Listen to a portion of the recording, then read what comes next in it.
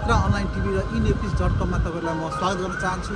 म सञ्जोग आचार्य र अहिले म विश्वकै प्रख्यात लन्डन ब्रिज छेउबाट तपाईहरुमा आइसकेको छु र यात्राको क्रममा आज म तपाईहरुलाई एक यस्तो व्यक्तित्वको परिचय गराउँदैछु जो आजभन्दा 15 वर्ष अगाडि लन्डनमा आएर उहाँले होटल व्यवसायमा हात हाल्नु भएको छ र युवा व्यवसायी सोन सापकोटासँग लन्डनबाट आज म तपाईहरुसँग केही कुरा गर्न चाहन्छु। म सोन सापकोटा, तपाईलाई स्वागत छ लन्डनमा छोटो समयको लागि आउनु भएको छ। यहाँ घुम्नु पाइएको छ, तपाईसँग खुसी लागेको छ। 2009 मा लन्डन छिरेको हो as a work permit, as a safe म लन्डन आएको हो। त्यसपछि मैले सेफ काम गर्दै जाँदाखेरि अनि जुन ठाउँमा काम गरेँ त्यसैलाई आफ्नो पेसा बनाउँदै अनि त्यसैलाई अहिले व्यवसायको रूपमा परिणत भएको छ। जस हामी अहिले टेकवे व्यवसायमा छौँ। ठिक छ, अहिले जस राम्रो छ। 8 वटा टेकवे छ लन्डनको लगभग सेन्टर नजिक सबै लोकेसनमा हाम्रो टेकवेहरू छ। अनि एउटा रेस्टुरेन्ट चाहिँ अहिले लाइम हाउसमा हाम्रो छ, जुन चाहिँ राम्रै चलिरहेको छ। भने सेफ पेसा भनेको जहिले पनि हात खाली राख्नु नपर्ने पेसा हो।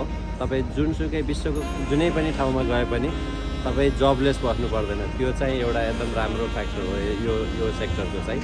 तपाईँ जहाँ जानुहोस् तपाईँलाई भोलिपल्टैबाट तपाईँको हातमा स्किल भनेको यो सेफको स्किल भनेको त्यस्तो हुन्छ। नेपालीहरूको एकदम ठुलो बाक्लो छ व्यवसाय छ यसमा चाहिँ। नेपालीहरू एकदम धेरै राम्रो सक्सेस रेस्टुरेन्टहरू गरिराख्नु भएको छ नेपालीहरू। अनि नेपालीहरू पनि अहिले ओभर पोइन्टमा आउने क्रमहरू एकदम बढेको छ। सेफ एकदम राम्रो राम्रो सेफहरू आइराख्नु भएको छ नेपालदेखि। अहिले लन्डन सरकारले अलिकति टाइट गरिदिएको हुनाले अहिले चाहिँ अलिकति कम भएको छ। होपफुल्ली अब फेरि फ्युचरमा चाहिँ यो लुज हुन्छ अनि यो क्रम जारी रहन्छ। यस्तो अथेन्टिक भनेर कुनै स्पेसल चाहिँ छैन, तर हामीले सेफ एसोसिएसनबाट चाहिँ 2-4 वटा नेपाली डिस चाहिँ बेलायतमा चिनाउनेको लागि चाहिँ हामीले एउटा मेनु तयार लगभग भइसकेको छ।